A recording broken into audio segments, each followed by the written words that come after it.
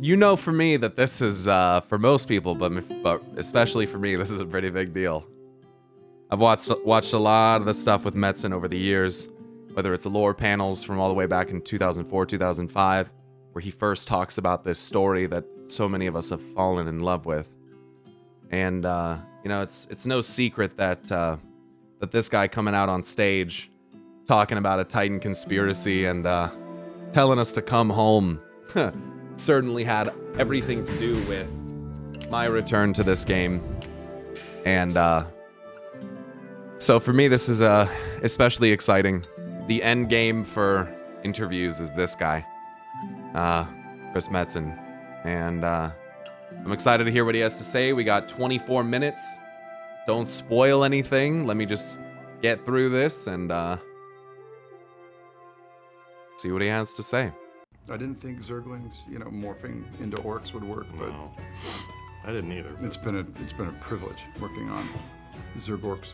Hi, I'm Zergorks. Scott Johnson, the host of the World of Warcraft podcast, The Instance, and today I'm sitting here with Chris Metzen. Chris, Scott, it's good to see you, man. good to see you. How you feeling? I'm feeling pretty good. You know, it's a crazy time. We're about to launch The War Within and, you know, really kick off this massive World Soul saga, which is a trip because, you know, I haven't shipped a video game in, you know, 8 or 9 years. So it's kind of wild going through this process again and just kind of feeling that anticipation, you know, excited to see what people think. And when the product finally gets into people's hands, it's one of my favorite parts of the whole development process. Well, let me ask you this question, because you reminded me of how long this has been going. I remember firing up the World of Warcraft OG vanilla World of Warcraft and seeing a trailer that said, celebrating 10 years of Warcraft. And I remember then thinking, you gotta be kidding me, that's insane. That's how long I've been playing these games. And now we're 20 years on top of that, 30 years total. That has to be a little overwhelming, especially given that you were here for most of that, had a bit of a break, now you're back. Does that weigh on you? Do you feel the heat from the time? Like, how do you feel about how that entire process has gone? I don't feel kind of heat or like the weight of time, you know, relative to expectation. It's really weird, you know, being a little older, a little wiser. Feels like 100 years ago, feels like 5 minutes ago, all at the same time. So when I look at this World Soul Saga, the stuff we're building right now. This fucking guy, dude. This guy speaks in fucking tongues, bro. You hear the way this guy talks, dude? Whether it's 100 years ago or 10 minutes ago, it's all at once. This fucking guy's an old god, bro. This guy is the 5th old god confirmed. A little older, a little wiser. Feels like 100 years ago, feels like 5 minutes ago, all at the same time. This guy's an old god. This guy's an old god. So when I look at this World Soul Saga, the stuff we're building right now, thankfully there's an immediacy of it all to me. It's just, we live and die by, you know, how good, you know, the things we're sculpting in real time is.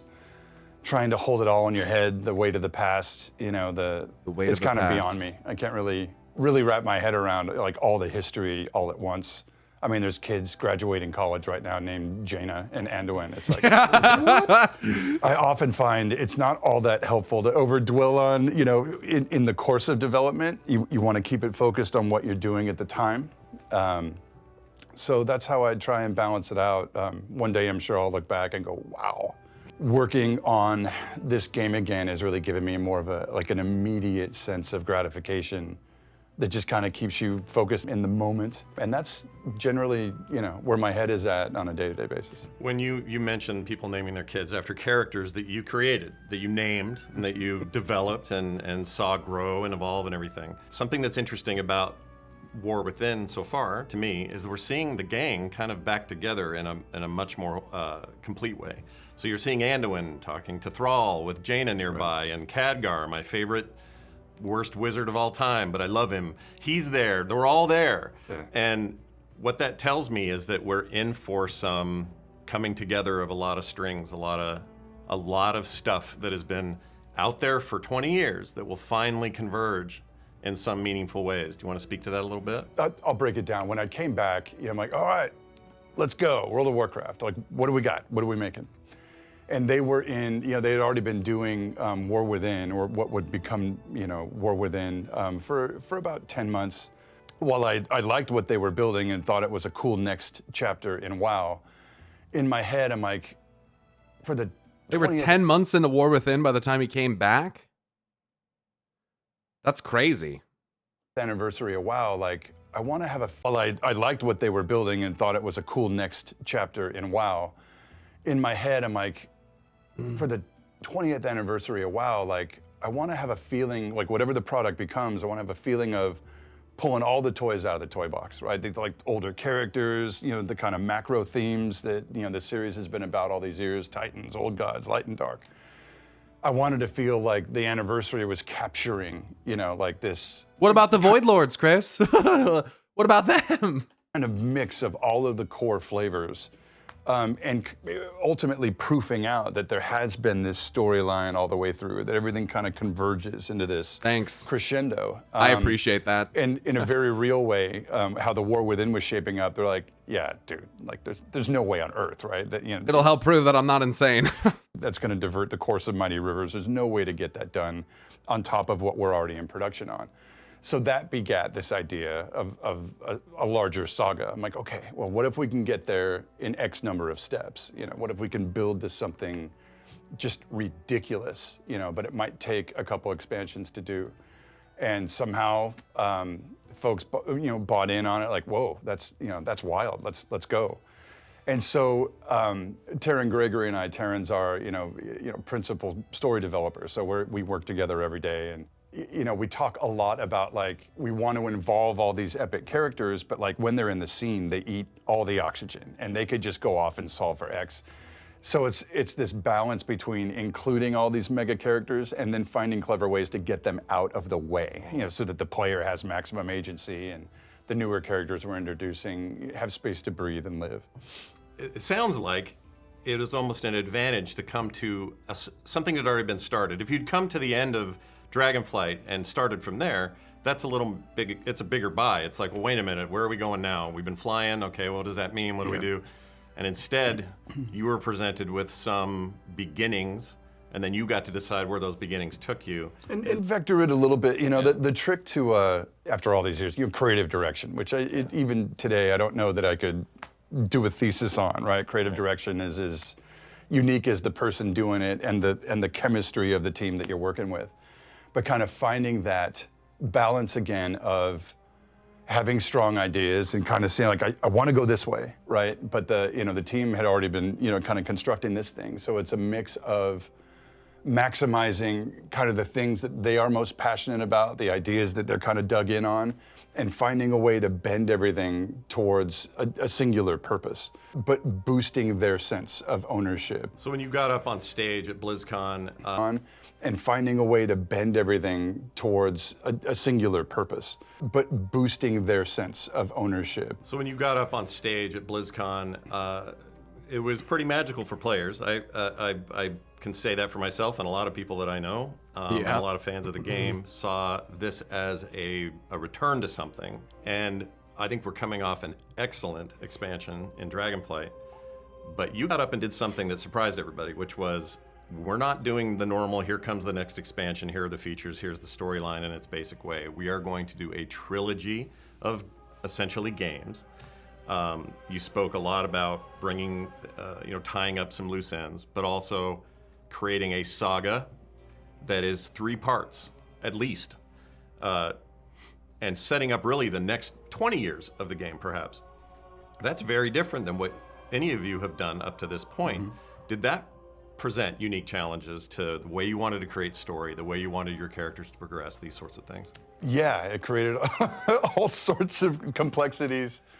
Under the hood a little bit, it's interesting in how, when I came back on the team, the development process and even the conceptualizing process, you know, like where does the expansion take place? What are the main themes? What's the focus?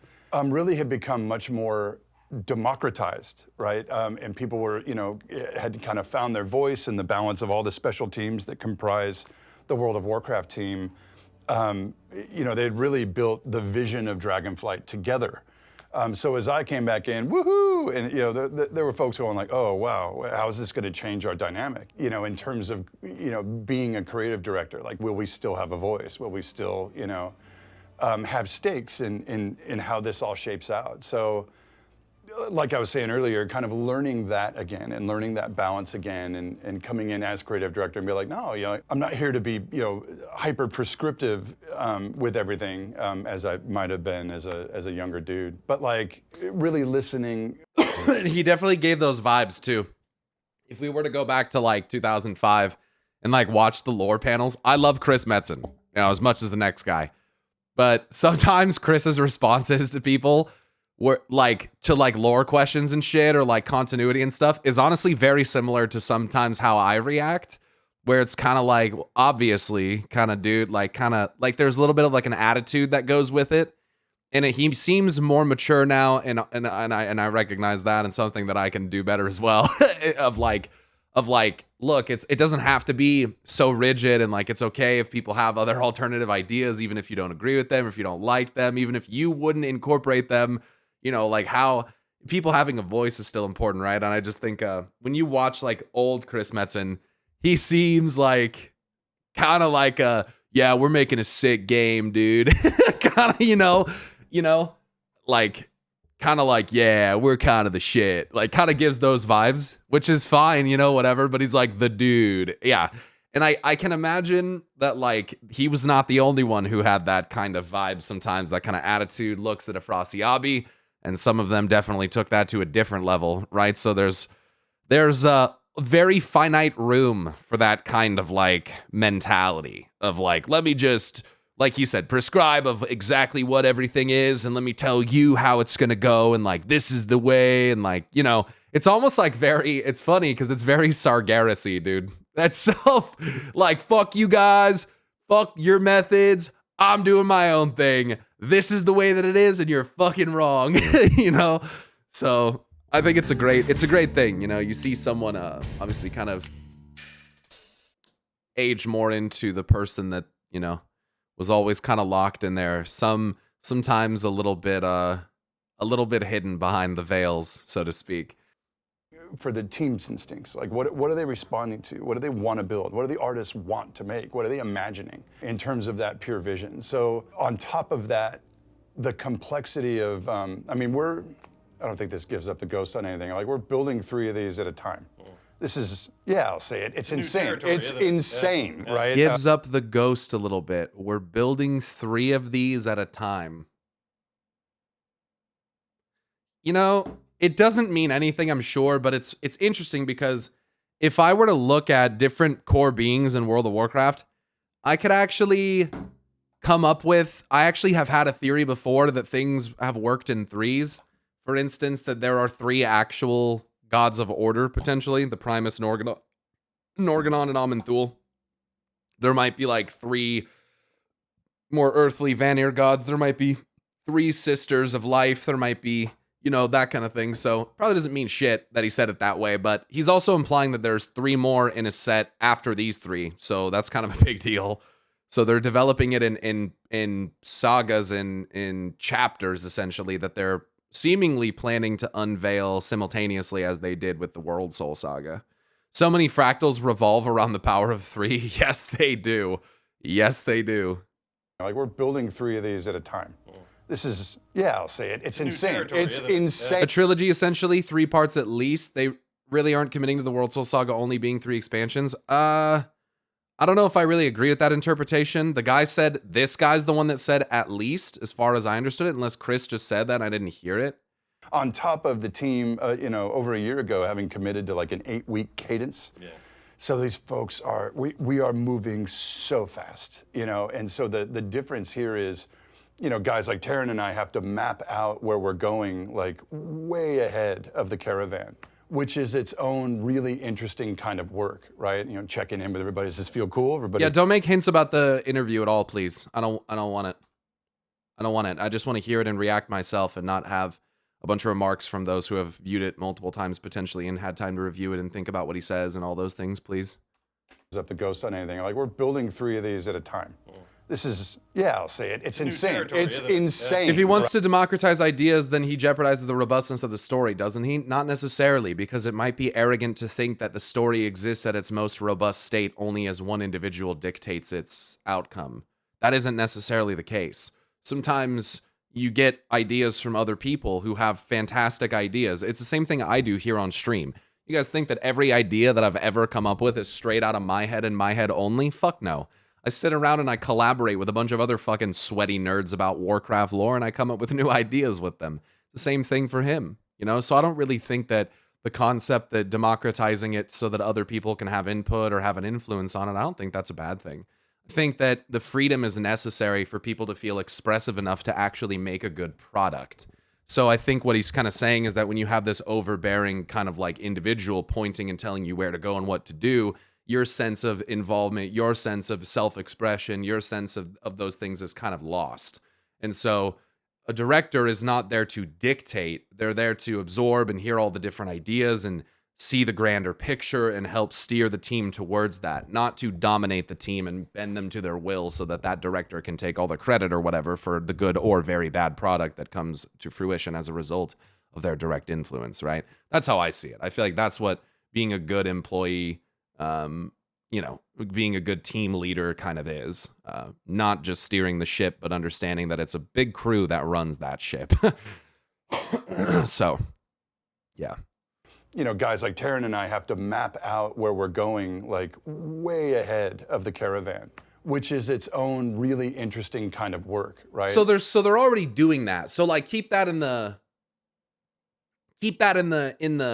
your mind, that like what he's saying is that he and Taryn Gregory are mapping out kind of in the far future, the concepts, the kind of main way that the story is going to go. In terms of how that is executed, the stories that exist between those grander themes and like side stories and the whole expansion experience, as it were, that is something that like that is still very much like within the agency and democratized structure of the teams as they exist, with direction and guidance, a foresight, if you will. Basically, Taryn Gregory and Chris Metzen are Norganon and Amon Thule. Except instead of just commanding the Titan Pantheon what to do, they listen to them and value their opinions. There you go. You know, checking in with everybody. Does this feel cool? Everybody hip? You know, I want to make sure that we're building things that... They're like good Norganon and Amon Thule. They're how the Pantheon should be. Not only, again, my instinct feels are cool and fun, but that the team is proud to build and that they feel they have a voice in and, you know, can express themselves through where the story's going, what the ideas are. We're already mapping out, whatever, 13.1 and 13.2 and how they actually play out and connect. And they're mapping out. That's patch content for the Last Titan. That's Last Titan patch 1 and 2. What?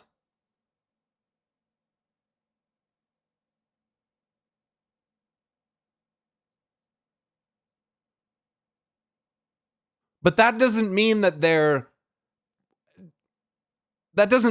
physically working on it yet. It means that they're mapping, well, if they have .o done, at least conceptually, they're mapping it. So it's not like it's done.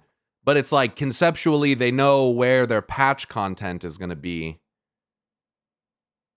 in 3 expansions?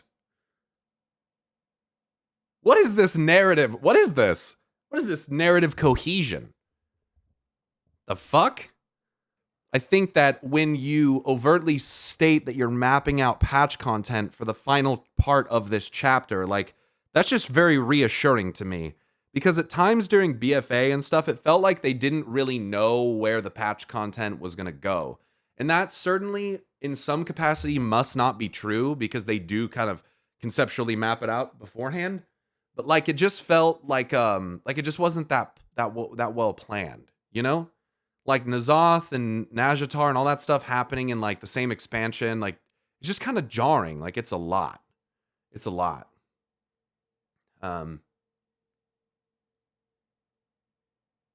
So it's incredible that they have maps being made this far ahead and is impressive as hell.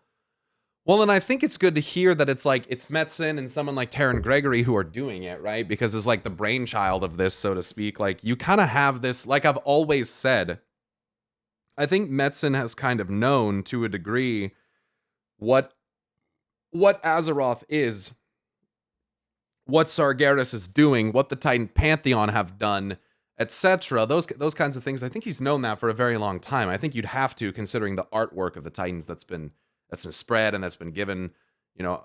So it's one of those things, I guess. It's just like, it's kind of the world creator kind of visualizing in a sense where it's going to go, but then allowing still, you know, that creative agency to exist between, you know, all of it. So I think that's really cool.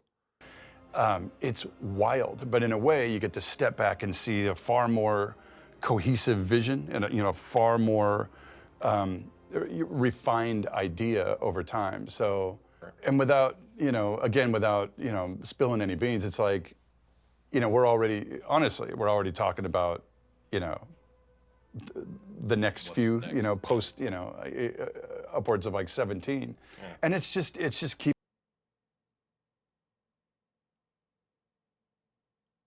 What? What? What? Okay. Okay. What? 17.0? That's 6 expansions. That's 6 expansions from now. What?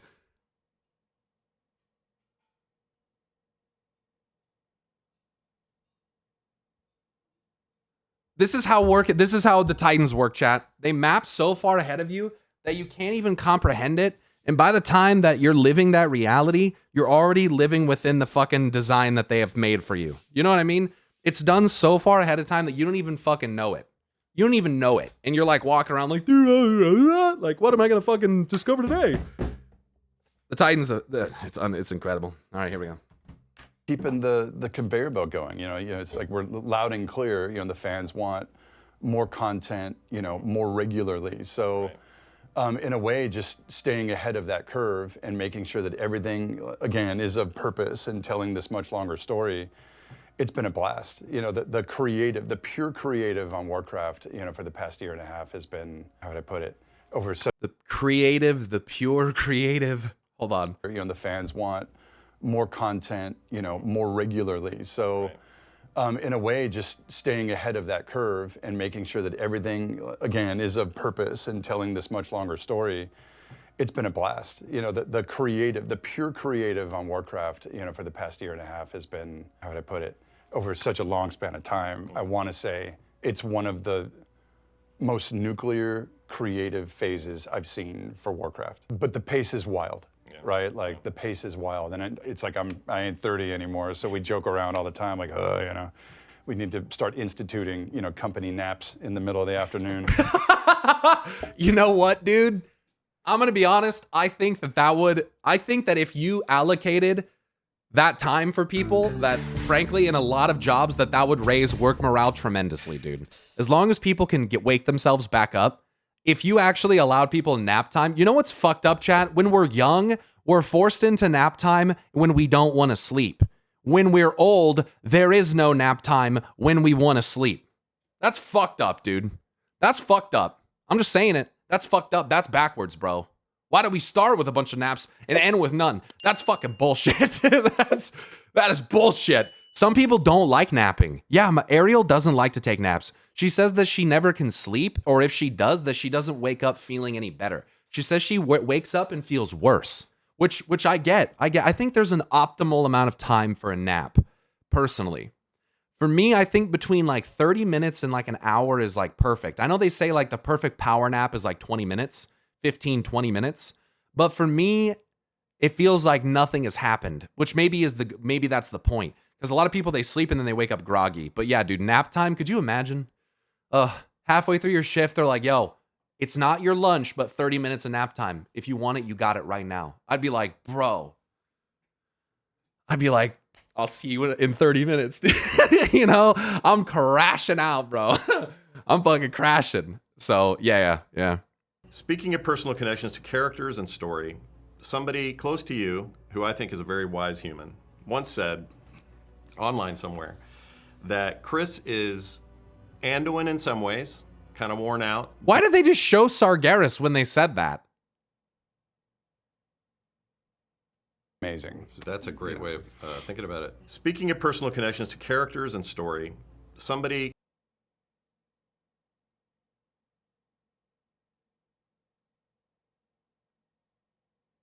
close to you, who I think is a very wise human, once said, online somewhere, that Chris is Anduin in some ways, kind of worn out, beaten up by a straight period of like nonstop work, right? But also on the other end of it, he's a little bit back to being Thrall again. And those two characters represent these two parts of who this person is. And look at what's right between them. And those two characters. Oh my god, dude. Oh man. Represent these two parts of who this person is. How much of these These characters two parts of who this person is. But also on the other end of it, he's a little bit back to being Thrall again. And those two characters represent these two parts of who this person is. How much of these characters move? I know that this guy's just like asking questions, but that's like a crazy like fractal, dude. Like, especially if we're talking about like Anshe and Musha and Azeroth and like the way soul splitting in WoW happens and all that shit. That's like pretty turtles, interesting. Arakoa, and nerding out about WoW. Thanks, Stormageddon. Thank you. Ditoxin, thanks for the prime. He's a little bit back to being Thrall again. And those two characters represent these two parts of who this person is. How much of these characters moving forward or even in the past have represented you where you were in your life? Like some people say, well, the early versions of these characters are they were so metal. Like even Tauren chieftains, they look like, you know, these metal dudes and everything. And now they're aging, right? They're maturing. They're moving on in the world. Like you are, like everyone who's worked on this does, like that's time. Do you think that's a fair thing to say, that we'll see these characters change and evolve in the same way that maybe you have, and that they're kind of your avatars? Yeah, no, I know where you're going. So there's kind of an... What is this question? What is that question? What? Say that we'll see these characters change and evolve in the same way that maybe you have, and that they're kind of your avatars. Yeah, no, I know where you're going. So there's kind of an A and a B there. Like the B, which is easier, is certainly we want to push these characters forward. We want to show some aging. We are currently doing that. But yeah, we talk about that a lot. There are many new characters over the arc of the saga that we don't want to be just one-off. We want them to be, you know, pals and you know, working together to, you know, solve these big problems. But certainly the characters that have been around a while, we're trying to kind of find a way to like capture that age up, not necessarily age out, but like, okay, so in that cinematic at BlizzCon, you know, they went in and put like gray streaks in Thrall's hair. I'm like, oh. It looked great. It got me. It's like, whoa. And just Anduin, you know, staring you down, it's like our little boys all grows up, you know, it's. You feel for him. You're supposed to feel for him, right? Which was the point. But just the idea that these characters are moving through their own continuum and progressing and moving through stuff, like, what a trip, you know, looking back from where we started to the point where these are, you know, fairly fully realized characters within this setting. And it's just incredibly satisfying that way to see that progression. And certainly us as storytellers, as people, you know, as we, you know, it's not necessarily... It is certainly getting older, but it's also just experience over time. You know, big life moments, becoming parents, you know, finding love, finding your career, all these big kind of life, you know, hurdles. It's like, you know, I tell folks all the time, like, don't be afraid to pour yourself into this stuff. You know, even when you're like, oh God, will the people down the hall dig it? You know, will I be judged? Like, yes, probably. But the answer is you're an artist. Go get it, right? Find your truth. Because often when, you know, we're pulling from a place of like deeply personal experience, someone's going to feel that on the other end of the line. You know, as you're playing the game, it's like some of those themes that really matter. Whether you're a writer, quest designer, narrative folks, cinematics, you know, like the game design, you know, like everyone kind of pours themselves into their craft. And the more genuine that is, and I think sometimes the more risk you take, I think you get more genuinely affecting content. I think people feel that. They feel you in it one way or another. There are many themes embedded in the World Soul Saga, evidenced by different characters, that are very pointedly things that I think today or I'm struggling with today, for sure. But again, I think about it in terms of like as the team's creative leader, that's not the job as much. I often think the job is like trying to learn to call them out, and challenge them to kind of breathe their own experience into it, as opposed to pouring my own in. So it's a balance. I assume that's what, over time, you have a character. We'll stick with Thrall for a minute. He's, probably the most well-known of the Chris Metzen, and certainly voice him. So Until they find somebody better. Until they find somebody better. Maybe you'll age out of it. I don't know. We're getting there. But no, that you've breathed enough life into that character and given them enough direction over so much time that I have to think, in a lot of cases, they start to run on their own gas. And while I'm not asking you to tell me if there's any tragedy coming at all, we're not even suggesting it here. I have a kill list. Do you? I've got like my top 12 characters. Like they're all going. Why is Khadgar at the top of the list? I kid. I love Khadgar. There's no kill list. All right, good. But you know what I mean? You might find yourself going, well, it might be time for character X to take a character dive. So there's no, I'm kidding, there's no kill list necessarily. But we do talk about this stuff all the time. And the only, when you start talking about knocking off main characters, it's not a small thing. And usually that is in service to, in the general story you're developing, if you really need to punctuate, dramatic stakes, the easiest thing to do is ask Lucas, blow up a planet, or, knock off a main character. Tyrion Fordling, for example. He called him Fordling, first of all. Fordring, but it's okay. We all make mistakes. But what did he just fucking say? To punctuate, dramatic stakes, the easiest thing to do is ask Lucas, blow up a planet.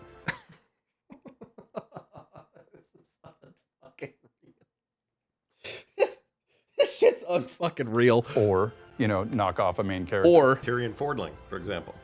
Tyrion. Remember that? Yeah, I do. I remember that. I'm still gripping on that one. Yeah, that was rough. yeah, the players thought so too. Yeah, a lot of players weren't a fan of that. No pressure, though. I'm just saying it was a rough moment. No pressure. So we do talk about it from time to time, but Titan's Pantheon is a Death Star. Did you guys not see them shoot that giant beam of energy at Sargeras' back? Sure, it didn't blow him up, but like, are you fucking kidding me? Did you see that shit? It was like the fucking Death Star. Try and frame it with, the greatest gravity possible, and trying to be clear that, this franchise has another 20 years in it. It's this big ongoing idea, and losing critical characters is costly. So it's, we talk about it from time to time. I won't tell you we won't lose anybody over the arc of the saga. Those types of moments are all about establishing stakes and that emotional, engagement from the player ultimately. So, Does it help populate the World Soul Saga as a creative place to know that over the last few years, while you were gone for much of it, the team has made a real effort or a priority out of having allied races discovered in the world that players can not only unlock but then be and might prefer over the originals or whatever. Like, this additional diversity for choice seems like a really potent way to fill your world with more interesting characterization rather than just, well, it's orcs and humans and a few others. Yeah. I love it. Just old school D&D and all these options on, player expression, what kind of, what culture you want to be from. I love that kind of stuff. So opening that up, especially like, Battle Yeah, for the Azeroth. allied distinction might as well not exist at this point. Yeah, I think it's kind of a weird thing. And all these options. World with more interesting characterization rather than just, well, it's orcs and humans and a few others. Yeah.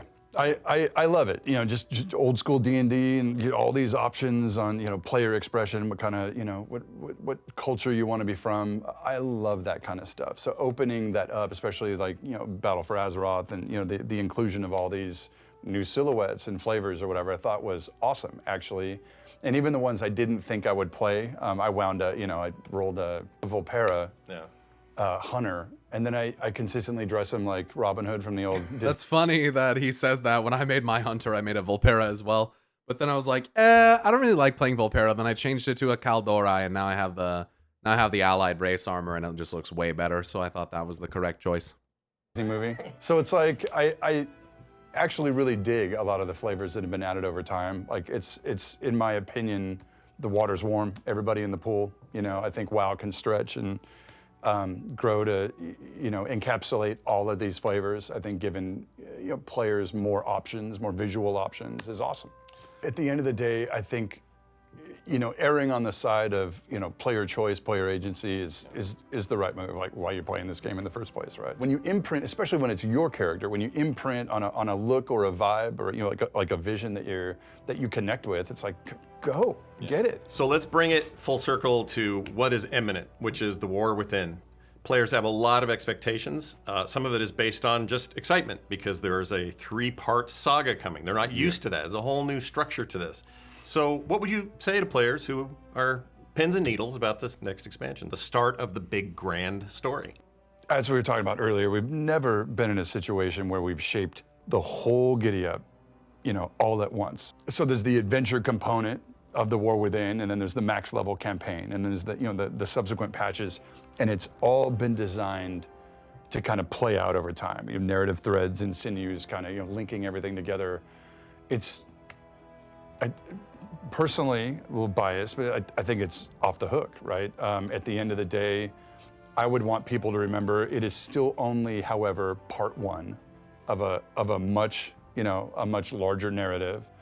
And I would want people to look at it that way. You know, it's meant to rise and, you know, crescendo with its own max level campaign. Will I be expected to walk in Quest 1 and yank the sword from the planet? Oh, that's an interesting one. I would say to that, I'm glad you brought that up.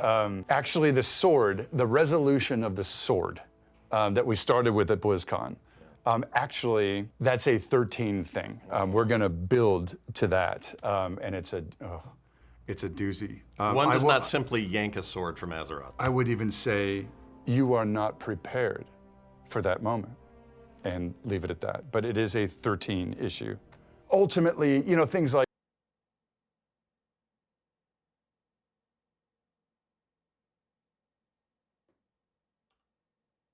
from Azeroth. I would even say you are not prepared.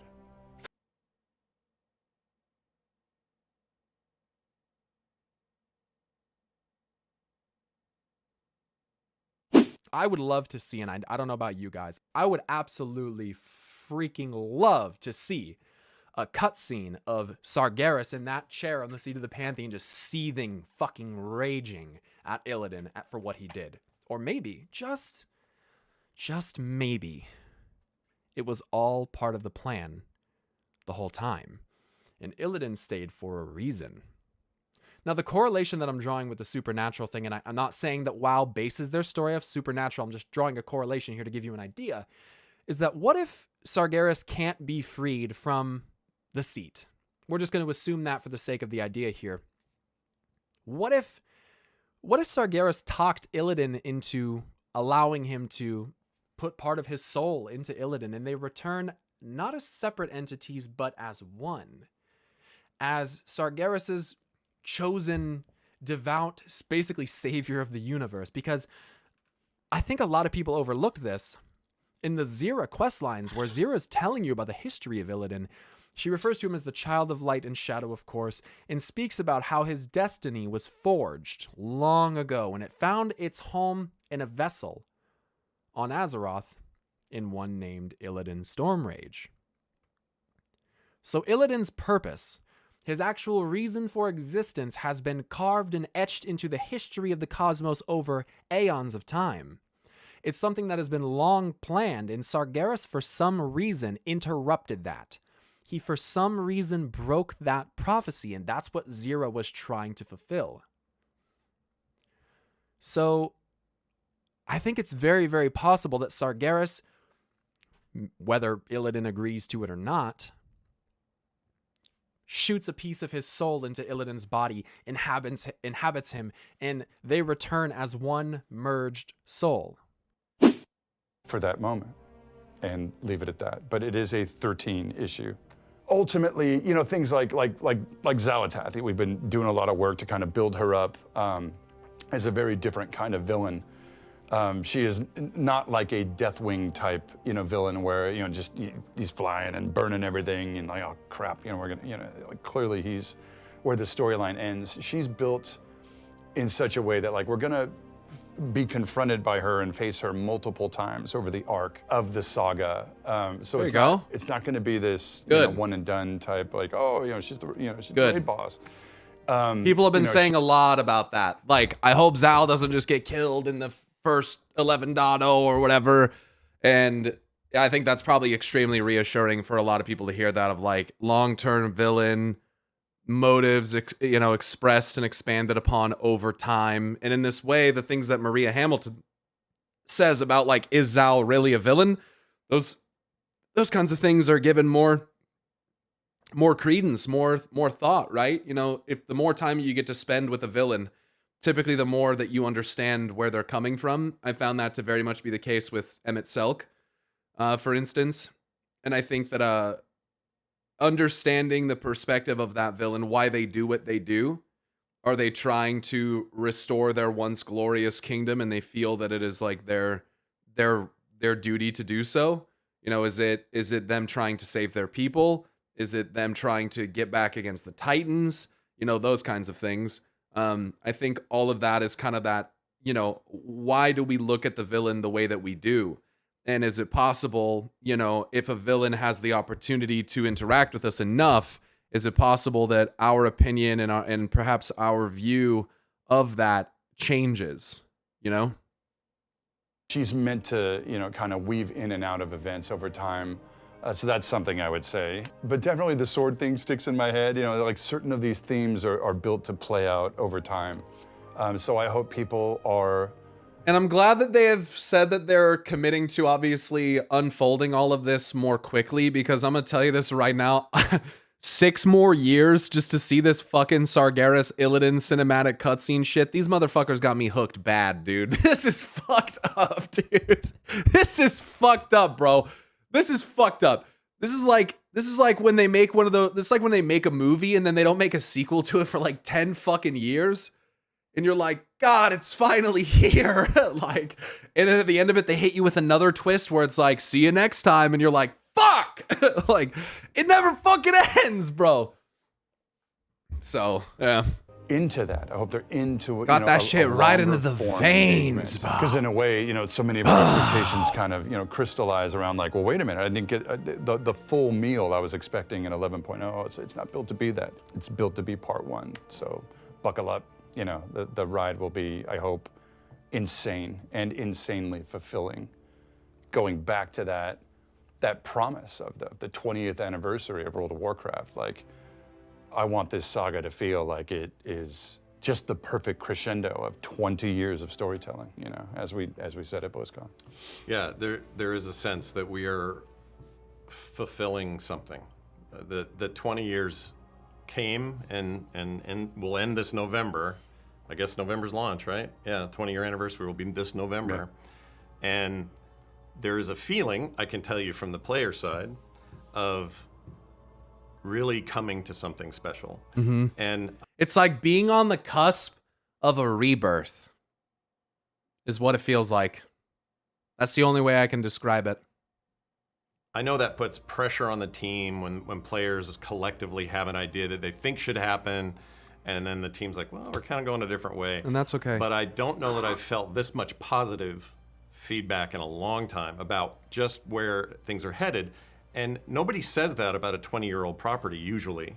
Usually we're like, there's not a lot of precedent we have, right? Like that's the same contiguous. People really take WoW's longevity for granted, in my opinion. And I think that that's illustrated by the doomers who will say that WoW's dying at basically anything. They really take for granted that this game is older than people that play it. That's fucking crazy, dude. So I think honestly, like, I think that this is something that's honestly way overlooked. That this shit has been around for over 2 fucking decades, bro. That's crazy. Every other WoW killer has died and been forgotten. WoW's still kicking. Yeah, seriously, man. Seriously, a lot of my media. I'm gonna say it.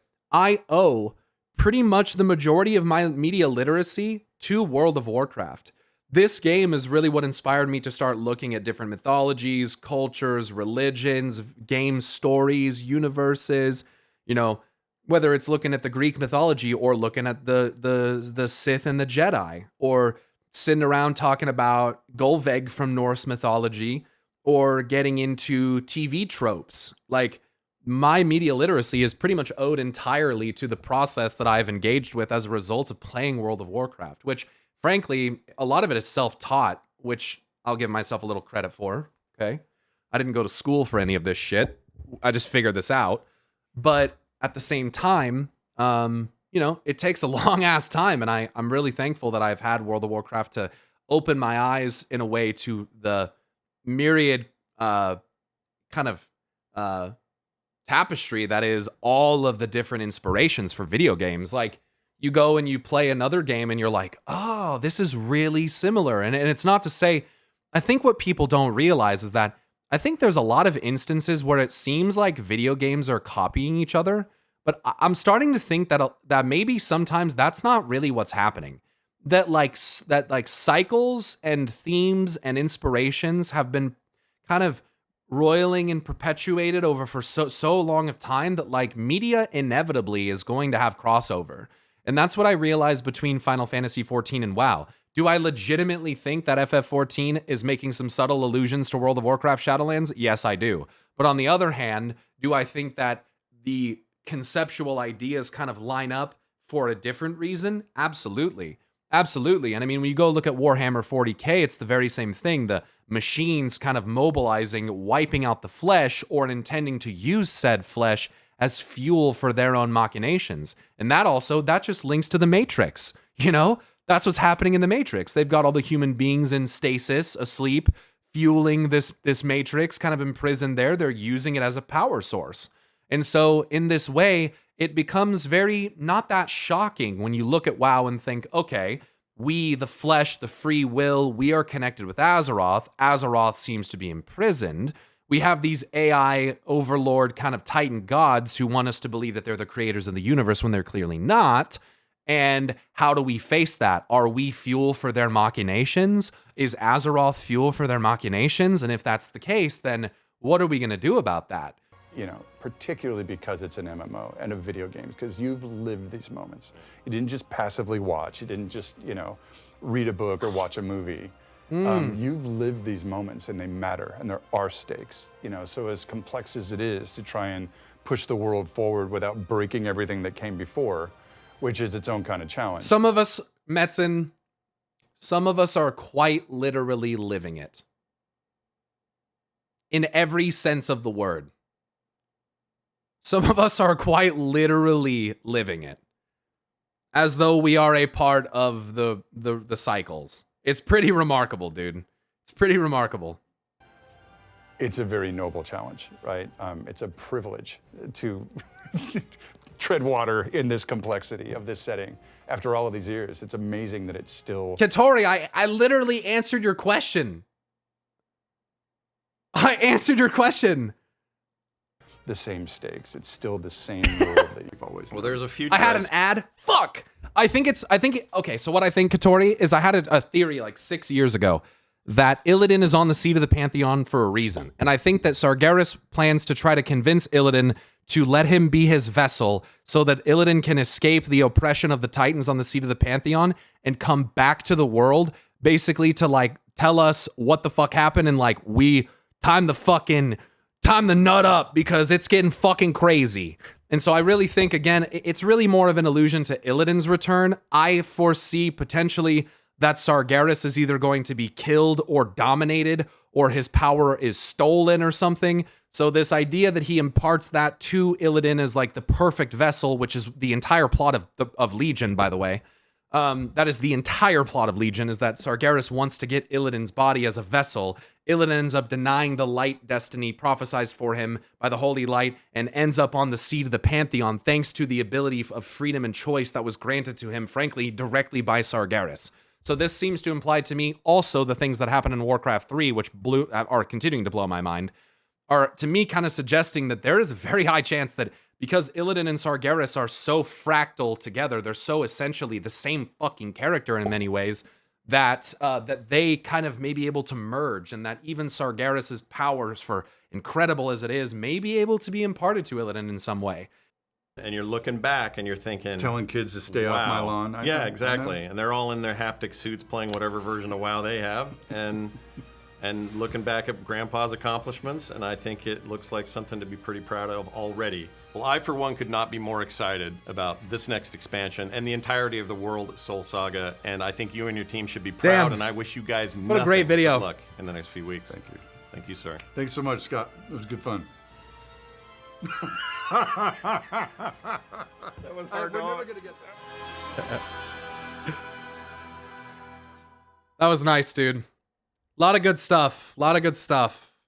Like, once again, Speaking of personal connections to characters and story, somebody close to you, who I think is a very wise human, once I cannot believe they showed Sargeras during this. I can't believe it.